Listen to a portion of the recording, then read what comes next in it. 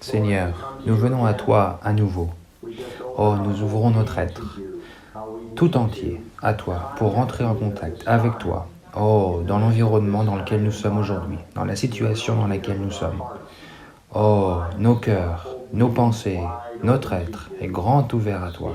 Seigneur, parle-nous, parle à ton recouvrement, parle à tous nos jeunes, parle à tous ceux qui sont dans le recouvrement.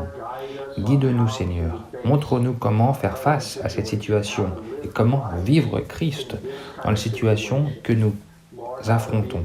Seigneur, nous voulons être des luminaires. Montre-nous comment être des luminaires qui brillent, qui ont cet éclat. Oh, et ceux qui participent à l'avance de l'Évangile. Seigneur, nous prions cela dans ton nom, que tu sois avec nous pendant cette session et nous nous donnons à toi. Merci Seigneur. Amen. Nous arrivons maintenant au deuxième message de cette session pour cette conférence, et donc à nouveau le titre général est la vie chrétienne dans Philippiens. Donc malheureusement nous n'avons que 3 séances, c'est très dur d'entrer dans les profondeurs de ce livre avec seulement 3 séances. Mais nous avons des portions tellement riches ici, et j'aimerais vous suggérer vraiment vivement qu'après cette conférence, et qu'en plus de cette conférence, que vous passiez du temps à lire ces 4 chapitres de Philippiens. Il y a peut-être 104 versets qui sont riches de toutes les expériences de Christ. D'abord, au chapitre 1, il nous est présenté une personne, Paul, l'apôtre, qui était dans une situation très difficile. Il était face à l'emprisonnement, il faisait face à de l'opposition, il était confronté à l'Église qui, elle, avait des problèmes de lutte, de dissension, de rivalité. Il avait également devant lui son futur, son avenir, ce qui allait advenir de lui. Donc ces choses étaient tellement incertaines que Paul avait fait appel à César dans le livre des Actes, et peut-être que il pensait qu'il allait être alors en prison pendant quelques semaines, quelques mois, mais non, il est resté en prison pendant 2 ans. Il n'est pas sorti de prison rapidement. Peut-être qu'il pensait que ce ne serait pas le cas, mais il s'est retrouvé emprisonné longtemps. Et malgré cela, il vivait Christ. Il faisait qu'un avec Christ. Il avait l'humanité de Christ. Et Christ qui vivait à nouveau en lui dans ses vertus humaines enrichies par la divinité. Il priait dans Actes. Et dans Philippiens, il en parle d'ailleurs dans verset 19, au verset 19 du chapitre 1, l'apôtre Paul nous dit « Car je sais que cela tournera à mon salut par vos supplications et l'approvisionnement abondant de l'Esprit de Jésus-Christ, selon ma vive attente et mon espérance, qu'en rien je ne serai exposé à la honte, mais qu'avec toute hardiesse, comme toujours, Christ sera même maintenant magnifié dans mon corps, soit par la vie, soit par la mort, car pour moi vivre c'est Christ et mourir est un gain. » Voilà l'exemple que nous montrait Paul, voilà le modèle que nous avons, de pouvoir vivre et de magnifier Christ dans cette situation que lui affrontait. Notre situation à nous, aujourd'hui, n'est pas aussi proche, n'a rien à voir même avec celle de Paul. Mais Paul, lui, avait cette hardiesse de dire que cela allait tourner à son salut. Cela, ce petit mot « cela », qu'est-ce que cela veut dire ? Cela tournera à mon salut. Qu'est-ce que cela veut dire que ce petit mot « cela » ? Nous avons tous notre cela. Nous avons tous notre situation qui nous est propre, dans laquelle nous avons besoin d'être sauvés. Nous avons besoin du salut. Nous avons besoin de rencontrer le Seigneur, de nous réjouir du Seigneur en faisant l'expérience du Seigneur dans notre expérience, dans notre situation. Paul lui a dit « Je sais que pour moi, cela tournera à mon salut ». Il ne s'attendait pas à sortir de la prison. Il ne priait pas pour cela. Il ne s'attendait pas à cela. Mais il disait en revanche qu'à travers vos supplications, les prières de l'Église pour Paul, pour le bien de Paul, n'étaient pas pour qu'il puisse être libéré de la prison, mais non, il priait afin qu'il puisse faire l'expérience, qu'il puisse se réjouir, qu'il puisse magnifier Christ et vivre Christ dans toutes les circonstances dans lesquelles il était. Frères et sœurs, à nouveau, j'aimerais vous ouvrir mon cœur et vous dire que le Seigneur amène son recouvrement à aller plus loin. Il veut que nous avancions beaucoup plus rapidement, beaucoup plus vite. Notre croissance est trop lente. Notre consécration est trop fragile. Il y a trop peu de vainqueurs encore aujourd'hui. La récolte est trop tendre, trop verte. Il n'y a pas assez de maturité, pas assez de croissance, pas assez de saints qui avancent. Nous sommes trop à l'aise, nous sommes trop confortables dans notre situation. Nous nous satisfaisons de trop peu. Et à cause de cela, certains se sont écartés. Certains arrêtent de poursuivre le Seigneur. Et là, nous avons ici l'apôtre Paul, son modèle, dans le chapitre 1 de Philippiens. Et là, il se présente à nous comme un vrai modèle d'une personne qui poursuit Christ, qui recherche Christ pour gagner Christ et être rempli de lui. Le titre de cette session dit « Une vie de salut constant avec la mansuétude et sans anxiété ». Nous devons couvrir beaucoup de choses dans ce plan, évoquer beaucoup de choses. C'est principalement axé sur le chapitre 2, mais aussi un petit peu le chapitre 4. Mais d'abord, j'aimerais débuter avec le chapitre 1 qui est tout simplement formidable. Vous savez, le Seigneur nous a amenés, ma femme et moi, nous a amenés à traverser certaines circonstances tout à fait particulières ces dernières années. Nous avons eu des souffrances très fortes, très réelles. Il y a quelques temps, et puis il y a 6 mois aussi, nous avons eu d'autres mauvaises nouvelles. Et qu'est-ce que devrions-nous faire? Devrions-nous prier pour être extirpés, pour être sauvés, sortir de cette situation? Mais non, nous devrions plutôt prier pour faire l'expérience de Christ, en gagnant Christ, en nous réjouissant de Christ, pour magnifier Christ. Quelles que soient nos circonstances, ce qui est précieux pour nous et ce en quoi nous plaçons notre confiance, ce sont les prières de l'Église, les prières des saints, les intercessions, les supplications des saints. Paul vivait, grâce aux prières des saints. Il vivait grâce au corps. Il vivait grâce à l'approvisionnement du corps. Il avait besoin des prières du corps. Il avait besoin de leurs supplications. Il avait besoin de l'approvisionnement abondant de l'Esprit de Jésus-Christ. L'Esprit de Jésus-Christ, qu'est-ce que c'est? C'est un approvisionnement abondant. Vous savez, le mot grec pour abondant implique quelque chose de particulier. Et une sorte de métaphore. Il y a quelque chose que l'on appelle une chorale, comme le conducteur d'un chœur. Donc c'est le conducteur d'un chœur, une chorale qui avançait, qui allait à différents endroits. Et donc tous les chanteurs de ce chœur avaient besoin d'être approvisionnés par ce conducteur, par ce mot grec qui est utilisé ici. Ça veut dire que tous les besoins, tout ce dont avaient besoin les membres de cette chorale avaient trouvé leur réponse dans l'approvisionnement de ce conducteur, et c'est là l'approvisionnement abondant de l'Esprit tout inclusif. Et nous avons aujourd'hui un tel approvisionnement. L'Esprit de Jésus-Christ, le Seigneur Jésus dans son humanité, l'humanité de Jésus, sa vie humaine, sa mort sur la croix, sa souffrance, sa vie de souffrance, tout cela est dans l'Esprit. L'Esprit de celui-ci est un esprit de résurrection. Il a vaincu la mort. Et cette victoire sur la mort, cette résurrection est également dans l'Esprit. Donc nous avons l'Esprit de Jésus pour notre vie humaine, nous avons l'Esprit de Christ pour notre vainqueur, et voilà notre approvisionnement abondant.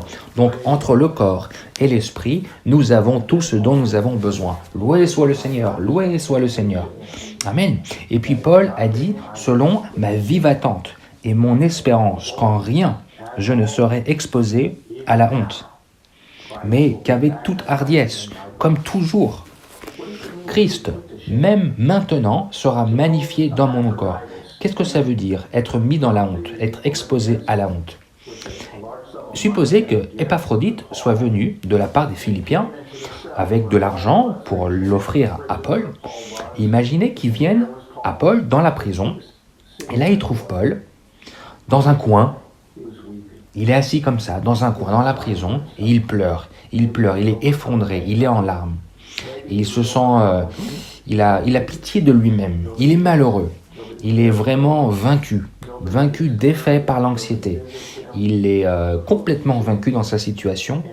Personne ne l'aime, personne ne se soucie de lui, personne ne vient prendre soin de lui, de prendre de ses nouvelles, personne ne vient lui rendre visite. Et donc il est là à pleurer, à murmurer, à se plaindre, en se disant, avec tout ce que j'ai dit, avec tout ce que j'ai fait, avec tout ce que j'ai donné de mon être, personne ne se soucie de moi. Personne ne vient et s'enquérir de ma situation. Personne ne vient m'approvisionner. Imaginez qu'Épaphrodite l'ait vu comme ça et trouvé Paul comme ça. Là, cela aurait vraiment été à la honte de Paul. Cela aurait exposé Paul à la honte. Paul, tu as Christ, tu as l'approvisionnement abondant, tu as l'esprit de Jésus, tu as l'esprit de Christ, tu as tout ce dont tu as besoin, tu as le corps, tu as les saints, tu as les prières. Et même avec tout ça, te voilà en train de pleurer comme ça. Eh bien écoutez, frères et sœurs, il est tellement simple pour nous d'être mis à la honte, d'être exposés à la honte, même dans des moments de calme. Peut-être que nous allons pleurer dans notre intimité. Ce ne sont pas des larmes pour Christ, ce ne sont pas des larmes pour l'Évangile, ce ne sont pas des larmes pour les situations dans lesquelles se trouvent les églises, non. C'est peut-être des larmes que nous avons pour nous-mêmes, notre propre situation. Nous sommes tristes pour nous-mêmes. Nous nous plaignons, nous murmurons, nous raisonnons. Voilà ce que ça veut dire être mis à la honte, être exposé à la honte. Imaginez que Paul ait été trouvé par les prisonniers autour de lui. Il en avait plein autour de lui, assurément, qui eux étaient dans une situation aussi mauvaise. Ils étaient en train de pleurer, ces prisonniers, parce que leur famille les avait rejetés, leurs amis aussi, leurs voisins. Ils ne venaient pas leur rendre visite, les approvisionner, leur apporter de l'argent pour leur vie. Ils n'avaient aucun approvisionnement, ils n'avaient pas Christ, ils n'avaient pas l'Esprit. Oui, assurément, eux, ils pleuraient. La situation dans laquelle ils étaient était terrible, pleine de détresse, pleine d'anxiété. Nous ne connaissons pas le futur. C'est une situation sérieuse, grave. Nous ne savons pas ce qui va se produire. Nous ne savons pas ce qui va arriver avec ce coronavirus. Nous ne savons pas qui va l'avoir, qui va décéder. Nous ne savons pas cela et nous ne savons pas comment y faire face. Et peut-être que nous sommes alors défaits par l'anxiété. Nous sommes vaincus par ces sentiments d'anxiété et de peur. Peut-être que nous sommes là en train de nous plaindre du confinement, de la quarantaine, de la situation dans laquelle nous sommes. Et alors là, nous pourrions être comme dans cette situation que je décrivais, comme dans un coin, en train de pleurer sur notre compte. Pleurer sur notre situation. Oh, j'ai perdu mon argent, l'économie s'est effondrée, il n'y a plus d'espoir, il n'y a plus d'avenir, vous êtes triste, vous êtes déçu. Mais Paul n'était pas comme ça. Paul a dit, selon ma vive attente et mon espérance, qu'en rien, je ne serai exposé à la honte. Mais avec toute hardiesse, comme toujours, il a dit, sera même maintenant, frères et sœurs, même maintenant, Christ sera magnifié. Qu'est-ce que ça veut dire, magnifié? Vous savez, si vous mettez quelque chose sous une loupe, ça devient beaucoup plus grand, beaucoup plus gros. Eh bien, ça veut dire que, aux yeux des prisonniers romains, Christ, n'était rien, était un petit homme, insignifiant, un rebelle, un juif, insignifiant. Il ne représentait rien, il n'était rien. Il ne se souciait pas de lui, il ne savait pas qui il était, c'était un zéro. Mais Paul, amen, Paul a permis à la vie de Christ d'être mise sous un microscope, mise sous une loupe. Il a rendu Christ tellement grand, tellement large, plus grand même que la vie. Il exprimait Christ. Il ne s'exprimait pas lui, il n'essayait pas d'être un bon frère, il n'essayait pas d'imiter Christ. Ostensiblement. Non, il avait Christ en lui. Il avait l'approvisionnement abondant de l'Esprit afin qu'il puisse magnifier Christ. Il pouvait amener Christ à être large, grand, afin que l'amour de Christ puisse être exprimé, que la patience de Christ, la sympathie de Christ, le pardon de Christ, la compassion de Christ, que tous les attributs divins soient exprimés dans une vie humaine, dans la vie humaine du Seigneur. Tous ces attributs-là étaient maintenant manifestés dans le corps physique de Paul. Il magnifiait dans son corps, soit par la vie, soit par la mort. La vie et la mort, pour Paul, c'était la même chose, c'était à peu près la même chose, c'est ce qu'il a dit. Je ne sais pas ce que je préfère. À un moment donné, il en parle. Il dit, je ne sais pas si c'est mieux d'aller mourir et d'aller voir le Seigneur. En fait, ça, c'était mieux pour lui. Lorsque vous êtes avec Christ, nous sommes avec Christ maintenant, c'est vrai, Christ est dans mon esprit, Christ est mélangé à moi, il est avec nous dans notre réunion. Lorsque nous sommes rassemblés, Christ est là, nous sommes avec Christ. Mais être avec Christ, c'est encore mieux. Qu'est-ce qu'il voulait dire par là? C'est un ordre, c'est une question de degré, une question d'intensité. Lorsque nous perdons notre chair, lorsque nous perdons notre corps, cette chair, vous savez, est un obstacle, est une vraie frustration à notre réjouissance du Seigneur, à notre communion avec le Seigneur. Donc, nous devons nous en débarrasser. Et c'est ce que Paul voulait dire. Et j'aimerais être avec Christ d'une manière si intime, si proche, comme jamais je ne l'ai pu être auparavant. Donc, il disait, je préfère partir et être avec Christ, c'est beaucoup mieux. Mais, il a toutefois ajouté, mais il est préférable pour moi de rester avec vous. C'est davantage nécessaire. Qu'est-ce qu'il entendait par là? Ça veut dire que le jour où il mourrait, je perds alors l'opportunité de magnifier Christ dans ce corps de chair, ce corps de mort, ce corps de péché, peut toutefois magnifier Christ. Je peux magnifier Christ au travers de cette enveloppe que l'on m'a donnée. J'ai Christ dans mon esprit, il se répand dans mon âme, dans mes pensées, dans mes émotions, dans mes volontés. Et aujourd'hui, alors que je me déplace, que j'avance et que j'ai ma vie humaine tout à fait ordinaire, auprès de mes voisins, auprès de mes amis, auprès de ma famille, auprès de mes camarades de classe, de mes collègues, la question est, qui est exprimé, qui est manifesté, qui est magnifié? Parfois, ce sont nos émotions que nous exprimons, nos opinions que nous magnifions. Parfois, nous magnifions, entre guillemets, notre humeur. Mais Paul ne voulait pas, en quoi que ce soit, être exposé à la honte. C'est ce qu'il dit au chapitre 3 d'ailleurs, il voulait être trouvé en lui. N'ayant pas ma propre justice, n'étant pas un bon chrétien, mais je veux être trouvé par ces prisonniers qui m'entourent, par ces gardes romains. Je ne les verrai plus jamais de ma vie. Ils ne me connaîtront pas. Ils ne comprendront jamais ce que je dis. Ils ne m'ont peut-être jamais parlé, mais je veux qu'ils me trouvent en Christ. C'est pour ça qu'il a dit, cela tourne à l'avancement, profite à l'avancement de l'évangile. Car mes liens sont maintenant, il est rendu manifeste que mes liens sont pour toute la garde romaine comme étant en Christ. Même à un moment donné, Paul vient saluer tous ceux qui sont dans la maison de Néron, du César romain. C'est incroyable. C'est vraiment formidable, c'est incroyable. Comment est-ce que Paul avait pu se retrouver dans la famille même du César romain? Est-ce qu'il était un éloquent, un orateur éloquent? Est-ce qu'il était un prédicateur dynamique? Non, c'était quelqu'un qui vivait. Il vivait simplement Christ. Il vivait Christ, il magnifiait Christ. Frères et sœurs, nous devons avoir beaucoup de communion à ce sujet. Nous devons avoir beaucoup de communion, beaucoup prier et demandons au Seigneur, Seigneur, oh, nous devons étudier cela. Nous devons, Seigneur, que tu nous donnes cette expérience.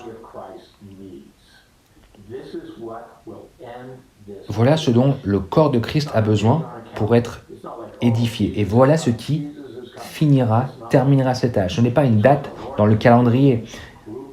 Ce n'est pas comme ça. Le Seigneur va venir à un moment donné. Il y a une date qui a été fixée. Jésus vient. Non, ce n'est pas comme ça. Quand le Seigneur gagnera un groupe de personnes qui, comme l'apôtre Paul, vivait Christ, vit Christ, magnifie Christ, alors il y a la véritable manifestation du corps de Christ, dans la réalité. Et qui sont ces gens? Ces gens sont ceux qui le connaissent. Ils connaissent la puissance de sa résurrection et la communion de ses souffrances. Et ce sont eux qui sont conformés à sa mort. Et ceux qui ne conservent pas la vie de leur âme, mais qui vont à la croix, qui restent fermes dans leur esprit. Et ils luttent ensemble d'une seule âme, avec les autres membres. Voilà comment ça fonctionne, voilà comment ça marche, voilà comment le Seigneur peut revenir. Et donc nous arrivons à ce message numéro 2, qui nous dit à nouveau une vie de salut constant, avec la mansuétude est sans anxiété. C'est merveilleux, c'est formidable. Vous savez, chers saints, ce livre est vraiment très riche. Je l'ai lu, j'ai déjà évoqué, il y a 104 versets. On peut le lire lentement, en y pensant attentivement, avec la prière, peut-être 20 minutes. En priant lentement, ça peut vous prendre peut-être 1 heure. Mais moi, je vous demande, j'insiste, vous devriez passer du temps à faire cela, à passer du temps comme ça. Le petit 1, le grand 1, pardon, nous dit que dans 1 Philippiens 1 et 2, dans Philippiens 1 et 2, l'apôtre Paul emploie le terme salut pour dénoter un salut subjectif, qui n'est pas expérimenté une fois pour toutes, mais à chaque instant. Comme un jeune homme, vous savez, en grandissant, dans une dénomination chrétienne, nous parlions du salut, et on me demandait, est-ce que vous êtes sauvé? C'est-à-dire sauvé du péché, de la perdition, du lac de feu. Mais ici, il semble que Paul parle d'autre chose. Il ne parle pas de cela. Il ne parle même pas d'être sauvé de la prison romaine dans laquelle il était, de ses limitations. Non, pensez-y. C'était un vrai sacrifice, c'était une vraie perte, n'est-ce pas, d'avoir Paul qui était enfermé comme ça, dans une prison pendant des années.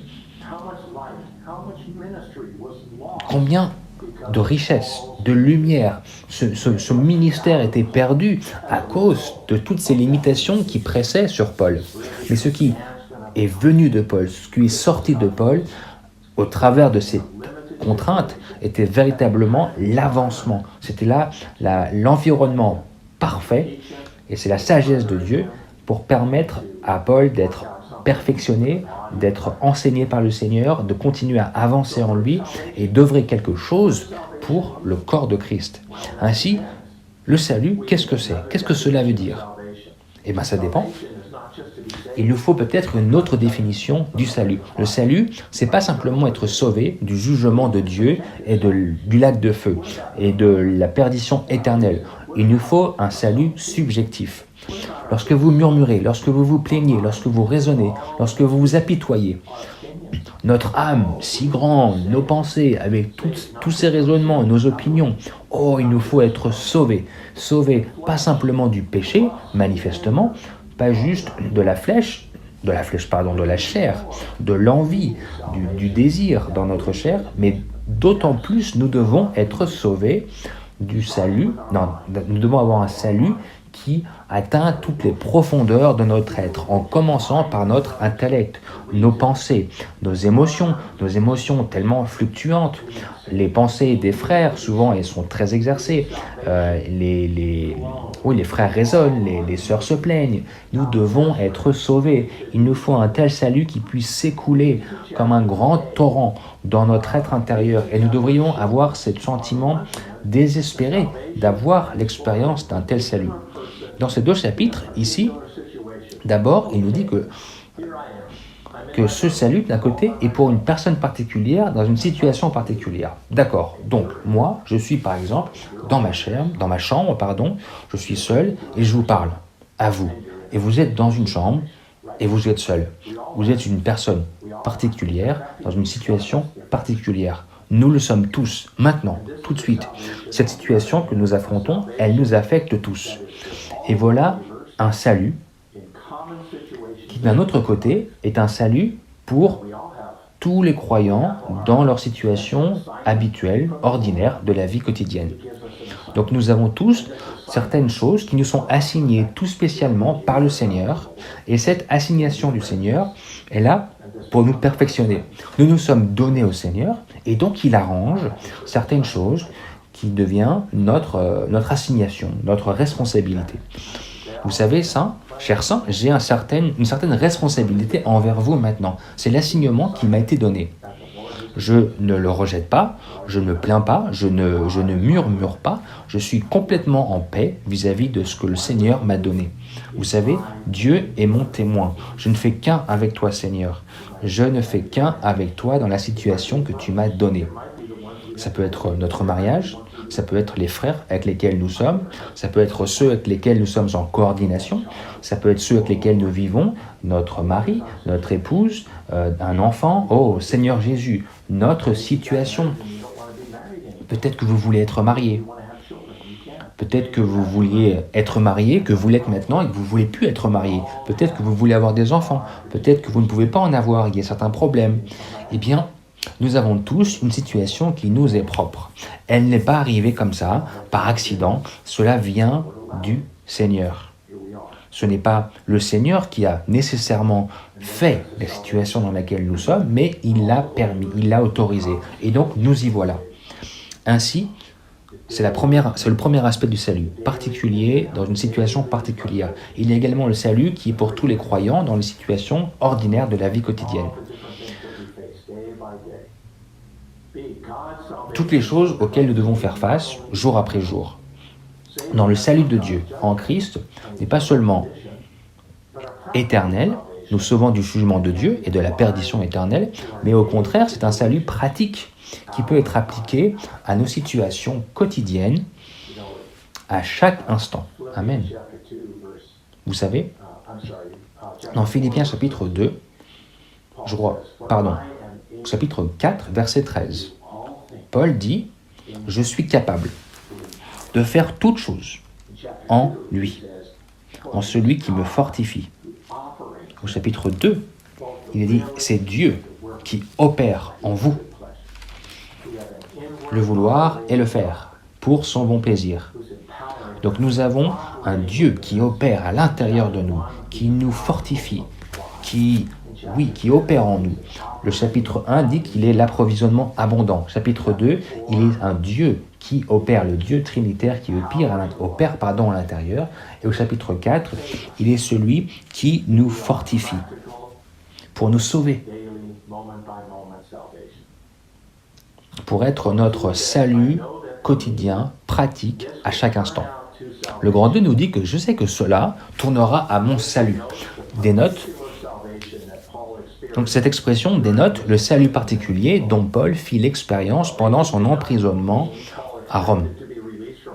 Le mot salut ne signifiait pas que Paul s'attendait à être libéré de prison, mais que dans la situation particulière de son emprisonnement, il ne serait pas exposé à la honte en ne magnifiant pas Christ. Voilà le salut auquel il s'attendait. Il ne voulait pas être exposé à la honte en n'exposant pas Christ, en ne magnifiant pas Christ, pardon. Est-ce là votre prière? Est-ce là le salut pour lequel nous prions? Quelle que soit la situation dans laquelle nous sommes, insultante, difficile, peu importe combien la situation de Paul était insultante et difficile, il ne s'est pas mis à pleurer ou à se plaindre, mais au contraire, il s'est réjoui dans le Seigneur. Il a chanté des cantiques de louange pour lui, et il a témoigné de lui aux autres, ce qui revenait en réalité à vivre Christ. Chers saints, voilà à quoi ressemble vivre Christ. Voilà à quoi ça ressemble. Nous nous réjouissons dans le Seigneur. Nous disons « Loué soit le Seigneur, loué soit le Seigneur ». Peut-être qu'il n'a pas dit ça à voix haute, ou peut-être qu'il l'a fait. Peut-être qu'il a simplement dit « Seigneur, je te loue. Loué sois-tu, Seigneur. Tu es le Dieu sage, tu es celui qui est sur le trône. Tu es celui qui arrange toutes choses. Tu connais ma situation. Tu sais où je suis là, présentement. Tu sais que je suis là. Je te loue, Seigneur. Oh, je te loue. » Et peut-être qu'il chante en disant « Let us rejoice in the Lord evermore. » C'est vraiment un anti-témoignage.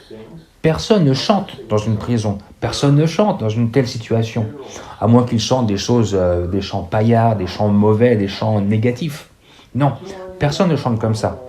Personne ne dit « Rejoice evermore, rejoice evermore. It is better to sing than be sighing. It is better to live than be dying. So let us rejoice evermore. » Bon, je ne m'attendais pas à vous chanter comme ça pendant le message, mais je suis ici dans ma prison à moi et je chante et je me réjouis en votre présence. Amen. Et maintenant, alors j'aimerais vous lire quelques versets du chapitre 16 du livre des Actes.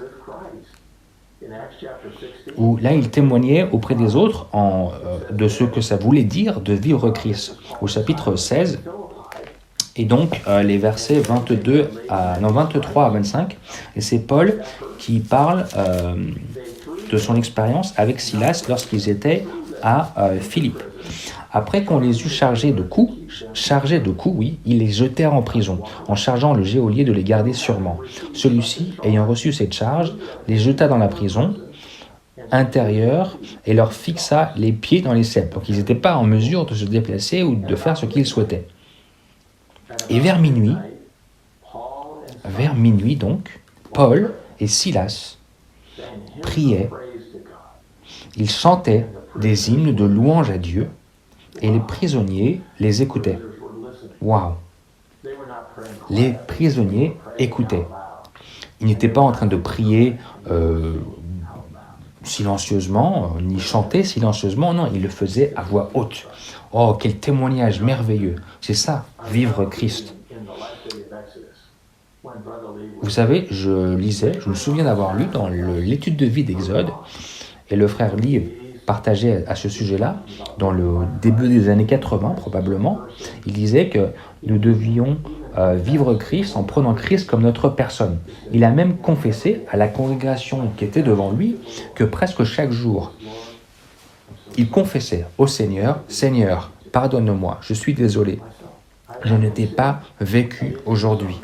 J'ai encore vécu ma propre vie. Je n'ai pas péché, je n'ai pas fait de choses mauvaises, mais j'ai vécu ma propre vie. C'est moi qui ai vécu, mes propres sentiments à moi. » Il a dit, la plupart de ma repentance envers le Seigneur ces jours-ci est de ne pas vivre Christ.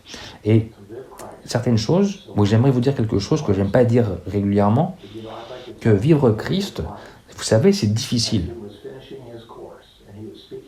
Mais alors qu'il terminait sa vie, le frère Lee, il pensait à cette vie de vivre Christ. Il a dit, vivre avec Christ, c'est lui parler. C'est être en discussion, en relation permanente et constante avec lui. Il ne vous avez pas besoin d'un fax, pas besoin d'un téléphone. Le Seigneur est juste là, avec vous. Et je me souviens de quand le frère Lee évoquait ça, il disait donc à 10 heures, il posait son crayon, il sortait de sa maison et il faisait un tour, il marchait. Il était âgé à ce moment-là, le frère Lee, et donc il faisait un peu d'exercice. Et il savait que, comme une personne donc plus âgée, il avait peur de tomber, de chuter quand il était à l'extérieur. Donc il a dit cela. Il a dit, alors je priais au Seigneur. Seigneur, je vais maintenant marcher quelques minutes. Seigneur, viens avec moi. Marche avec moi. Il a dit, cher saint, voilà comment nous pouvons vivre Christ. Dire, Seigneur, viens avec moi au supermarché. Viens faire des provisions. Viens faire des courses avec moi. Seigneur, j'ai peur d'attraper le coronavirus. Seigneur, j'ai peur d'être malade. Seigneur, viens marcher avec moi. Viens avec moi. Accompagne-moi. Il faut converser, discuter avec le Seigneur. Et nous pouvons lui demander, Seigneur, aide-moi. Qu'est-ce que je devrais acheter? Qu'est-ce qu'il faut que je n'achète pas? Seigneur, je veux te vivre. Je veux simplement te vivre. Je veux que tu sois avec moi quand je rentre chez moi. Seigneur, merci Seigneur d'être avec moi, pour être avec moi dans mes études, dans ma classe. Lorsque vous allez rencontrer des frères, lorsque vous partagez un témoignage, lorsque vous rendez visite à des voisins, lorsqu'après avoir entendu ce message, peut-être que vous irez voir vos voisins et vous serez terrifiés en frappant à leur porte. Et vous dites simplement alors au Seigneur, Seigneur, parle au travers de moi. Seigneur, je me mets de côté, je suis sur la croix, mon vieil homme est absolument anéanti, il est terminé et je veux te vivre. Seigneur, parle à mes voisins. Puisses-tu leur sourire, Seigneur. Puisses-tu briller de ton éclat au travers de moi. Voilà comment faire, chers frères et sœurs. Le frère Lee a dit, en fait, finalement, c'est très simple. Ceux qui ne savent pas ce secret-là pensent que c'est peut-être difficile. Ne pensez pas qu'il faut être tellement profond avec le Seigneur, qu'il faut être dans la vie d'église pendant 20 ans ou très avancé, très mûr pour pouvoir vivre Christ. Non, Christ est notre vie et il vit en nous, il veut être notre personne. Et voilà comment faire en conversant toujours avec le Seigneur.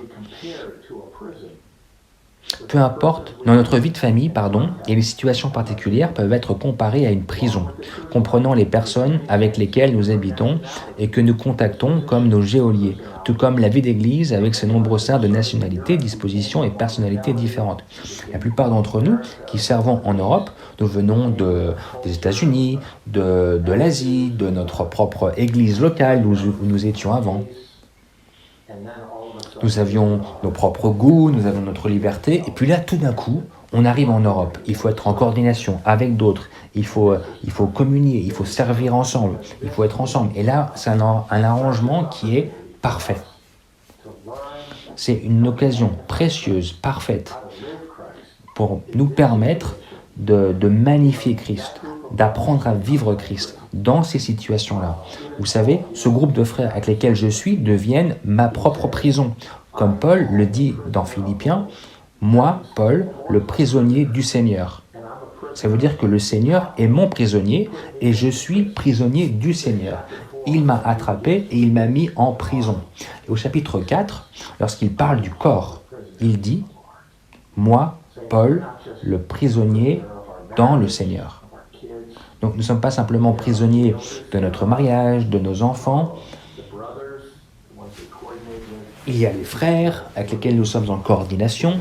Non, nous sommes dans le Seigneur. Nous sommes dans le corps. Nous sommes dans la communion pour l'avancement de l'Évangile. Au travers de quoi? Au travers de nos intercessions, au travers de nos supplications. Nous sommes tous dans le corps. Donc, ne vous plaignez pas des geôliers, de ceux qui gardent la prison. Non, Paul ne se plaignait pas des gardes romains. Écoutez bien le point qui suit, le point D. Afin de rester dans la vie d'Église, avec nos situations particulières, nous devons faire l'expérience d'un salut actuel et pratique. Vous savez, mon cœur se fend.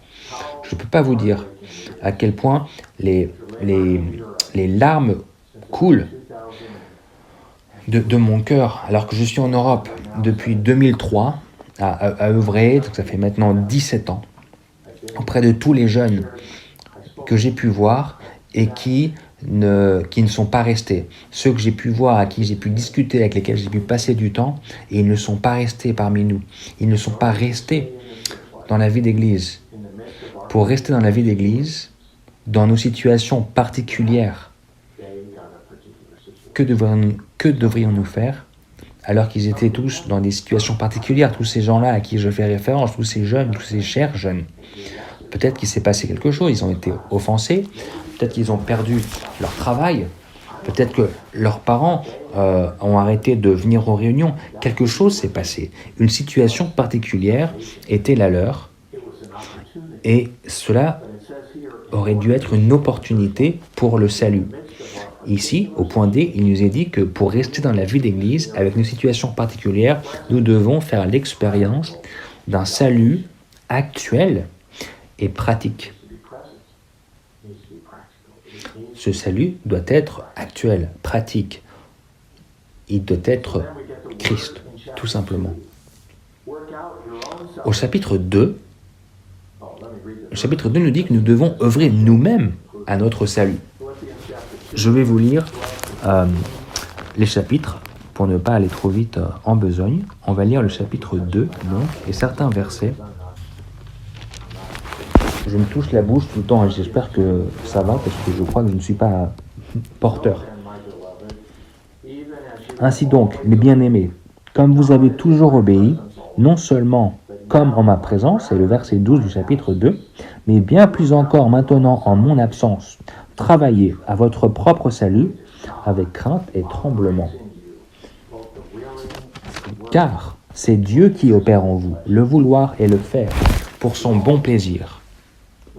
Faites toutes choses, sans murmure ni raisonnement, afin que vous soyez irréprochables et innocents, des enfants de Dieu, sans défaut, au milieu d'une génération tortueuse et pervertie, parmi laquelle vous brillez comme des luminaires dans le monde, présentant la parole de vie. afin que j'aie un sujet de gloire au jour de Christ, de n'avoir pas couru en vain, ni travaillé en vain. Tiens, nous devons tous atteindre le but. Le grand 3 nous dit « Travailler à votre propre salut dénote un salut constant afin que nous soyons sauvés des choses ordinaires de notre existence quotidienne. Cela inclut les murmures, les raisonnements, les défauts, la malhonnêteté, la perversité et les ténèbres. » La situation quotidienne de l'homme déchu inclut toutes ces situations négatives. Faites toutes choses sans murmure ni raisonnement, indique que notre vie naturelle est une vie de murmures. Nous provenant des murmures, nous nous plaignons, et cela vient de nos émotions, de nos raisonnements, et qui viennent de notre intelligence, qui découlent de notre désobéissance à Dieu et qui nous empêchent de faire l'expérience et de nous réjouir de Christ. Peut-être que vous pensez que je vous enseigne. Alors, si vous dites ça, ne dites pas, ne murmurez pas, non, ne raisonnez pas. Peut-être que vous vous dites qu'il faut que je fasse ça, que je suis en train de vous enseigner de faire ça. Non, non, je ne sais pas ce que je suis en train de vous dire. Je ne suis pas en train de vous enseigner la loi. Non, ma communion est la suivante. Nous devons nous réjouir du Seigneur. Nous devons venir au Seigneur. Nous devons nous ouvrir à lui continuellement, encore et encore. Lorsque nous le contactons, nous nous réjouissons de lui, nous faisons l'expérience de lui, et bien cela résout tous nos problèmes de murmures, de plaintes, de raisonnements. Le point 2 nous dit qu'afin que vous soyez irréprochables et innocents, des enfants de Dieu sans défaut. Cela indique que nous ne sommes pas irréprochables. Parce que il dit qu'afin que vous soyez irréprochables. Donc cela indique vraiment, évidemment, que nous ne sommes pas irréprochables dans notre comportement extérieur. Et être innocent, la malhonnêteté, quelque chose qui vient de l'intérieur, de notre caractère intérieur. Les défauts, les taches, les rides, cela provient de notre vie naturelle et de notre vieil homme. Tortueuse, le mot tortueuse indique que nous sommes malhonnêtes. Nous ne sommes pas simples, pas francs. Nous faisons un spectacle, nous avons une sorte de façade, quelque chose que nous présentons qui n'est pas vrai, qui est malhonnête. Perverti indique que nous sommes indique que nous sommes attrapés et tordus dans la manière dont nous pensons et considérons les autres et nous-mêmes.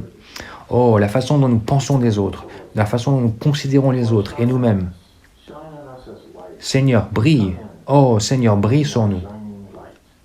Viens, Seigneur, et sois cette lumière qui brille dans notre intérieur.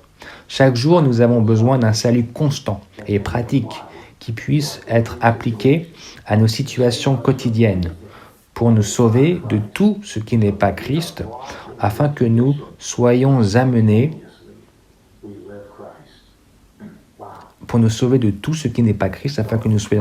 à une condition dans laquelle nous vivons Christ de façon spontanée. Amen. Spontanément, nous pouvons vivre Christ si nous sommes en dehors de nous-mêmes, en dehors de notre pensée, de nos émotions. Seigneur, viens. Seigneur, remplis mes émotions, remplis mes pensées. Vous savez, j'aime beaucoup cette portion dans Philippiens chapitre 2, là où Paul, vous savez, beaucoup de problèmes que vous lisez dans Philippiens, on peut s'en rendre compte, un certain nombre de difficultés, de problèmes qu'ils avaient étaient dans leur âme, et principalement dans leur pensée, qui est la partie principale, directrice de notre âme. Et donc le verset 5 dit d'ailleurs, « Laissez cette pensée être en vous qui est en Christ Jésus. » Ça, c'est le verset 5 du chapitre 2. Laissez cette pensée, cette façon de penser. Seigneur, oh, je veux manger ta pensée, je veux manger ton intellect, ta façon de considérer les choses. Je veux que tu m'en remplisses, je veux que tu satures ma pensée, Seigneur. Et c'est quoi cette pensée? C'est la pensée de quelqu'un qui existait dans la forme de Dieu, il n'a pas considéré son égalité avec Dieu comme un trésor à saisir. Lui existait dans la forme de Dieu, il l'a laissé de côté. Nous, c'est difficile de faire une chose pareille. On a du mal dans notre mariage, dans la maison des frères, dans la maison des sœurs. Nous avons notre statut, nous avons notre réputation, nous avons notre histoire, nous avons nos expériences passées, nous avons des choses qui nous définissent. Je suis dans le Seigneur depuis de nombreuses années. J'ai un statut, s'il vous plaît. J'ai une réputation. Je suis un collaborateur. Je suis un serviteur à plein temps. Je suis un ancien. Je suis un diacre. Je suis un apôtre. Le Seigneur, lui, ne considérait pas ces choses-là. Il n'a pas considéré son égalité avec Dieu comme un trésor à saisir. Il s'est vidé, il s'est humilié. Voilà l'exemple qu'il nous faut saisir. Il a rejeté ce qu'il était, il s'est débarrassé de ce qu'il était, il s'est revêtu de l'humanité pour devenir un esclave, et c'est comme ça qu'il est venu. Donc débarrassez-vous de ce que vous pensez être, de vos disputes avec les autres, de votre malheur, de votre manque de joie, de votre situation. Oubliez-la, videz-vous complètement. Seigneur, je me vide complètement, je vide ma pensée, je rejette mes pensées, mes préférences, mes opinions, et je me débarrasse de cette forme pour m'emparer de la forme la plus faible, la plus basse de l'humanité, qui est celle d'un esclave. Le Seigneur n'est pas venu comme un roi avec une robe et avec une couronne et avec un trône et un royaume et toutes ses richesses. Non, il s'est vidé, il s'est dépouillé en devenant semblable aux hommes et en prenant la forme d'un esclave. Il avait gardé évidemment sa déité, sa divinité, mais la forme qu'il avait était la plus basse que vous pouviez imaginer, celle d'un esclave, la plus basse de toute l'humanité. Il est dit ici, il s'est dépouillé lui-même, prenant la forme d'un esclave, devenant semblable aux hommes, et donc, après s'être dépouillé, il s'est humilié. Voilà, c'est cette pensée, chers saints, c'est cette pensée qu'il nous faut avoir. Il est devenu même obéissant, même jusqu'à la mort, et la mort d'une croix. Ce n'est pas une mort ordinaire, ce n'est pas la mort d'un héros, c'est la mort d'un criminel. Mais ça ne s'arrête pas là. C'est pourquoi aussi Dieu l'a exalté au plus haut degré et lui a conféré le nom qui est au-dessus de tout nom, afin qu'au nom de Jésus, tout genou fléchisse, de ceux qui sont dans le ciel, sur la terre et sous la terre, et que toute langue confesse publiquement que Jésus-Christ est Seigneur, à la gloire de Dieu le Père.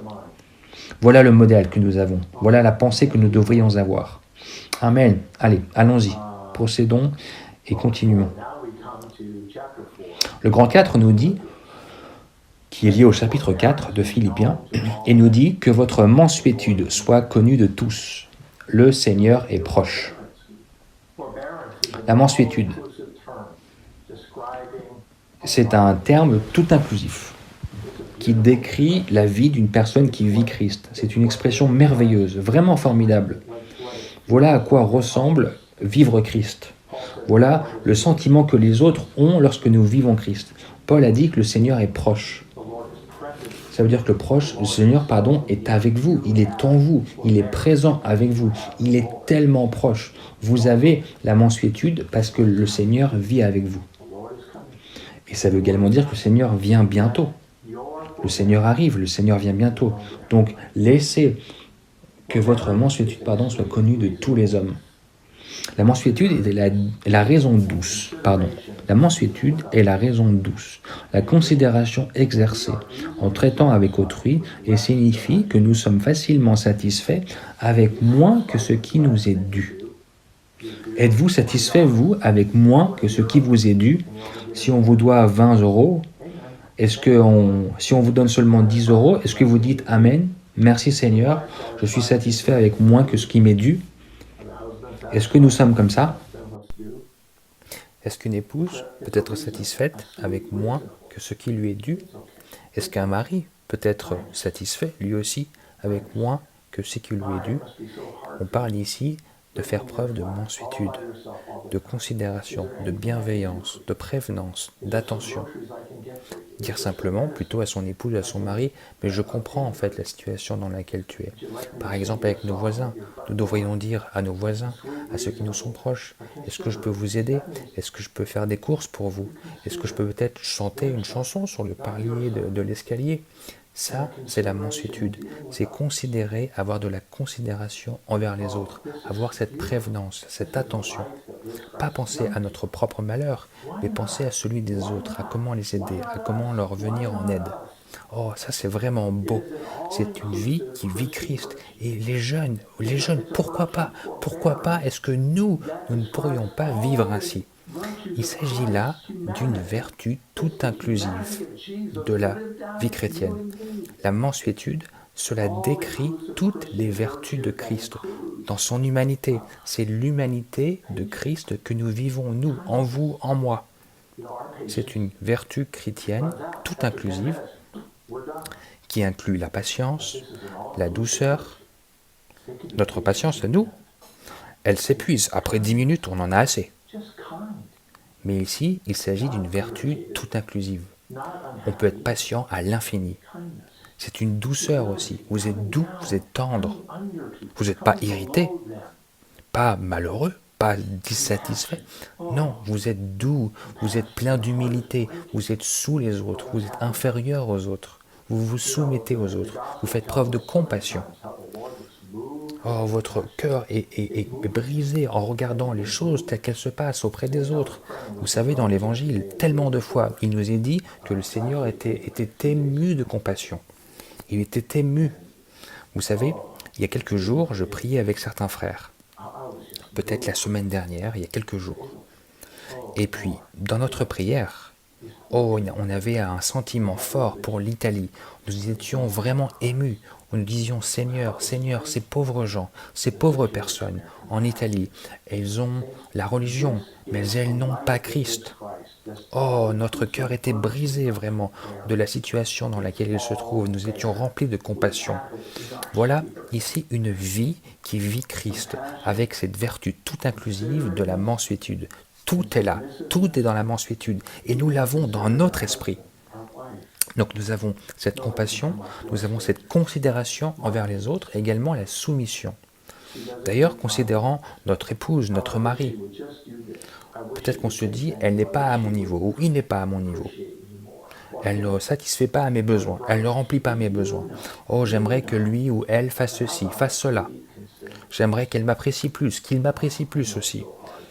Que ce soit la sœur, le frère, peut-être que vous vous dites ceci, cela, mais pourquoi est-ce qu'à la place de tout ça, de ces sentiments-là, nous ne serions pas plutôt prévenants, attentionnés, en nous disant « Je te comprends ma chère, je te comprends mon cher, tu as une situation difficile et il te faut simplement plus d'approvisionnement. » Et nous devons aussi être soumis.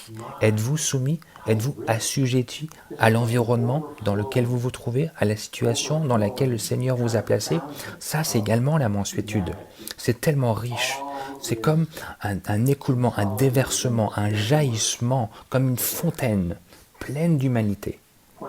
Et tout cela est consolidé dans ce mot seul, la mansuétude.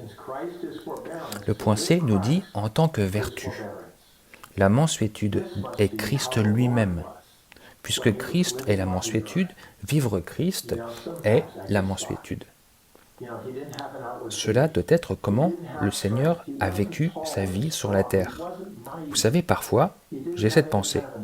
Il n'avait pas de beauté extérieure. Il n'avait pas de force. Il n'était pas grand. Il n'était pas solide. Il n'était pas puissant. Il n'avait pas de forme attirante. Lorsque les gens le regardaient, il tournait de l'œil. Parce qu'il n'avait pas cette forme attirante. Et pourtant, il était tellement charmant.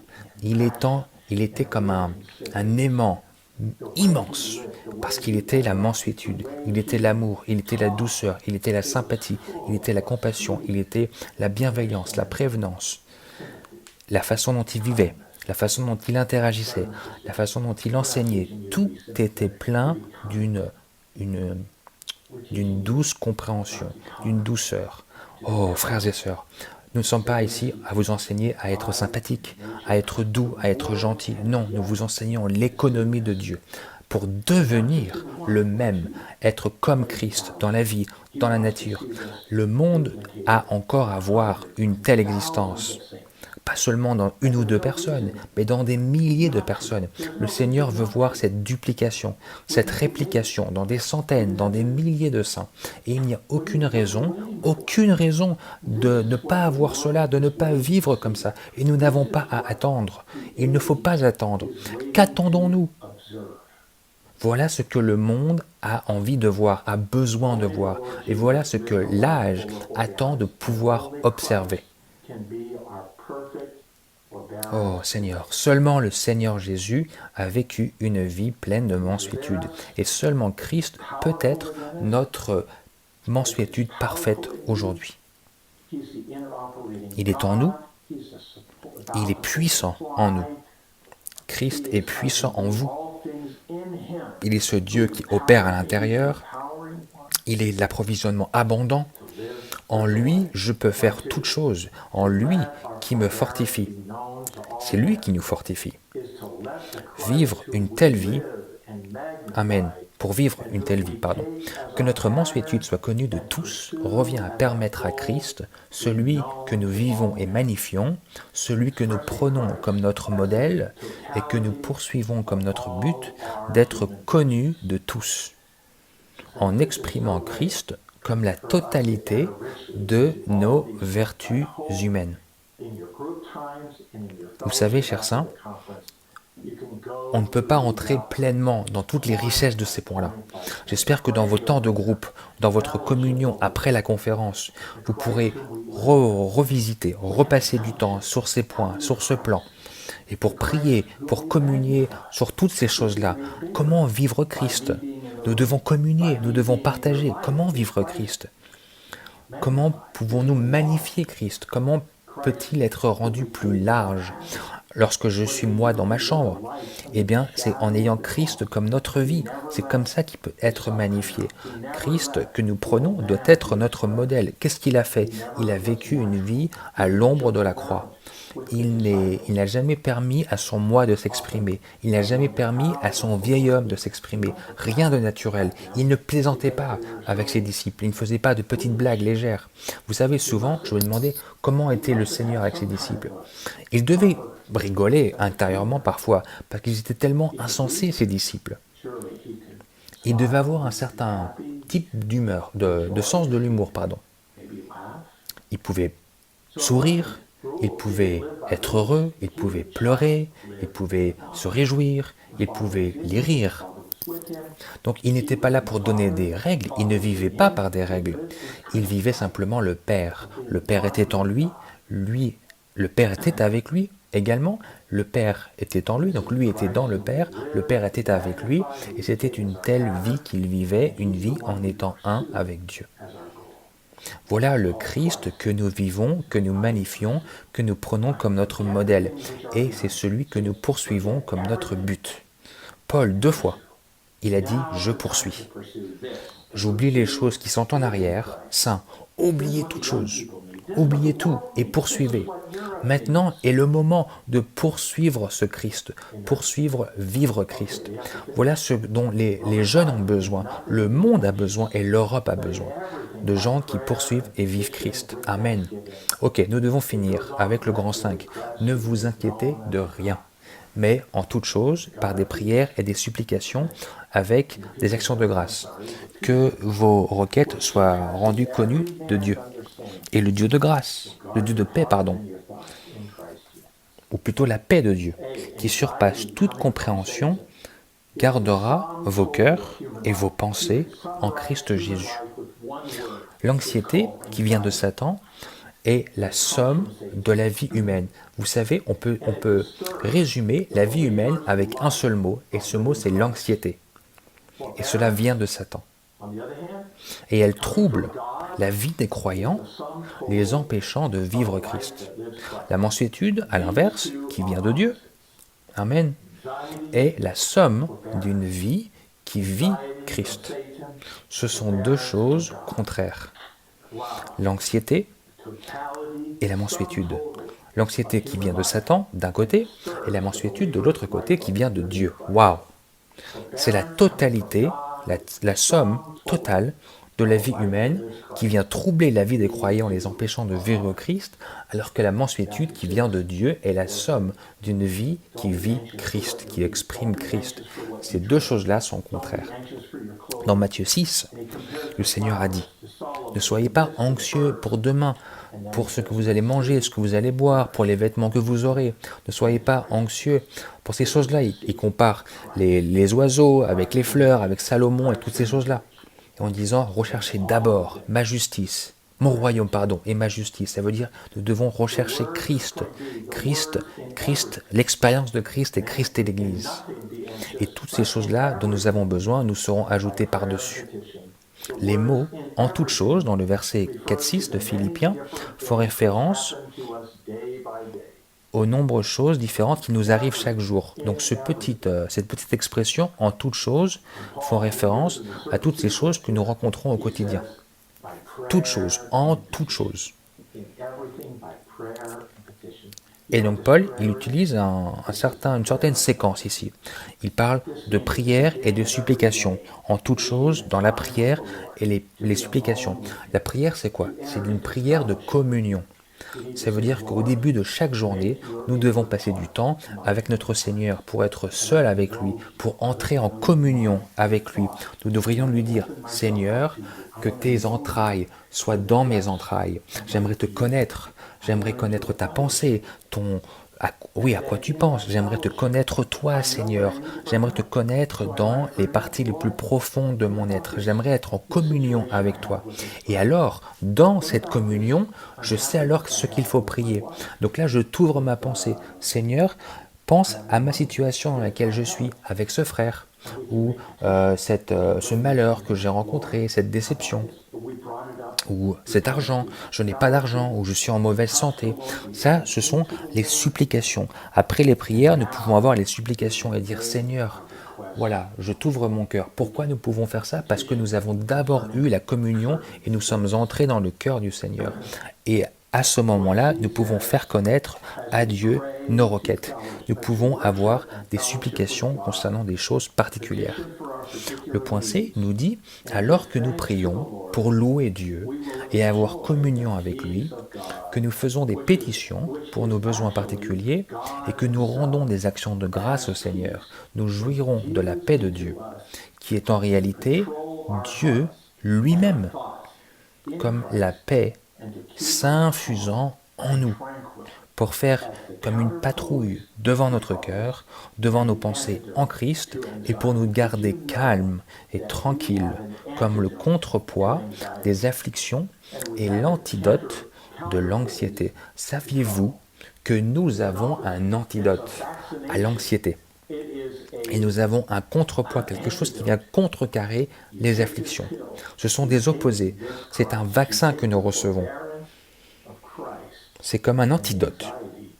Vous prenez ce médicament, vous prenez ce Christ, vous prenez la mansuétude de Christ, et l'anxiété, eh bien, elle disparaît. Voilà le contrepoids des afflictions aussi. Nous devons prier concernant ces points-là, chers saints. Et puis enfin, le grand 6, enfin, frères, tout ce qui est vrai, honorable, juste, pur, aimable, de bonne renommée, toutes ces choses-là sont des vertus humaines. Et ces vertus sont les attributs de Dieu exprimés depuis l'intérieur de ceux qui poursuivent Christ, et sont les 6 aspects qui gouvernent la vie d'une vie qui vit Christ. Voilà à quoi ça ressemble de vivre Christ. Toutes ces vertus humaines, ça, c'est Dieu qui vit dans l'humanité. C'est la vérité, c'est vrai, c'est réel. Ce n'est pas seulement la vérité, c'est un fait, non, c'est la vérité pure. C'est ce qui est droit, c'est ce qui est juste, ce qui est pur, ce qui est honorable, ce qui est aimable. Il n'y a pas de mélange, il n'y a pas de mixture, pas d'autre motivation. C'est tellement beau, c'est tellement attirant d'avoir de telles vertus. C'est quelqu'un qui vit Christ. Et c'est quelque chose de bonne renommée. Ces vertus-là sont les vertus, à nouveau le grand A, des attributs de Dieu exprimés depuis l'intérieur de ceux qui poursuivent Christ, et sont les 6 aspects qui gouvernent la vie d'une vie qui vit Christ. B. Être un être humain adéquat revient à exprimer Dieu par ses attributs divins dans nos vertus humaines, à avoir une vie humaine remplie de Christ en tant que la réalité des attributs de Dieu. Je suis désolé, je n'ai pas le temps d'entrer dans toutes ces richesses. Mais regardez, Dieu est riche, il est sans limite. Et tout ce qu'il est, dans ses attributs divins, Dieu est invisible, Dieu est esprit, nous ne pouvons pas le voir, nous ne pouvons pas le toucher, nous ne pouvons pas le sentir ou le goûter dans ce sens-là. Dieu est tellement riche, il est sans limite, son amour est comme un océan. Sa sainteté, sa justice, sa vie, sa lumière, tout est comme un grand univers. Et pourtant, ces richesses sans limite, tous ces attributs-là, peuvent entrer dans la coquille de notre humanité et briller depuis notre intérieur. Eh bien, cela ressemble à ça, cela ressemble à la mansuétude. Waouh, c'est vraiment formidable, c'est merveilleux, c'est vrai, c'est pur, c'est juste, c'est aimable, c'est de bonne renommée, c'est honorable. C'est une humanité élevée. C'est l'humanité la plus élevée qui puisse exister. Voilà ce dont le monde a besoin, ce que le monde s'attend à voir. Et le Seigneur nous a amenés dans un environnement particulier dans lequel nous sommes aujourd'hui pour que nous puissions poursuivre le Seigneur, rechercher le Seigneur, gagner le Seigneur afin que nous puissions le vivre. C'est pour ça que nous sommes dans une telle situation aujourd'hui, que le Seigneur gagne cela en nous, avec nous, et qu'il le gagne dans nos groupes vitaux, afin que nous puissions continuer à poursuivre, à avancer, et pour que tout cela devienne notre évangile. Et cela, à mesure que cela devient notre salut. Seigneur Jésus, oh, à nouveau, nous te remercions et nous te louons.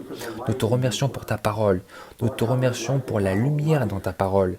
Seigneur, nous voulons avoir une vie qui t'exprime, une vie qui vit Christ, une vie de mansuétude, une vie sans anxiété. Et tout particulièrement, dans cette crise que nous traversons sur toute la terre. Seigneur, nous prions simplement, gagne un groupe de jeunes gens.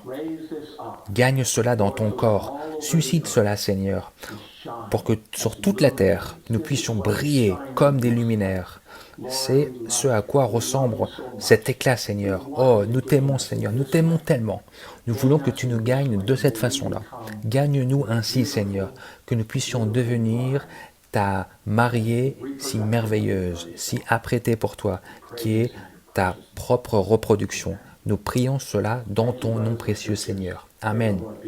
Merci, frères et sœurs. Que le Seigneur soit avec nous, qu'il nous guide et que nous puissions continuer à le gagner dans les jours qui viennent. Amen.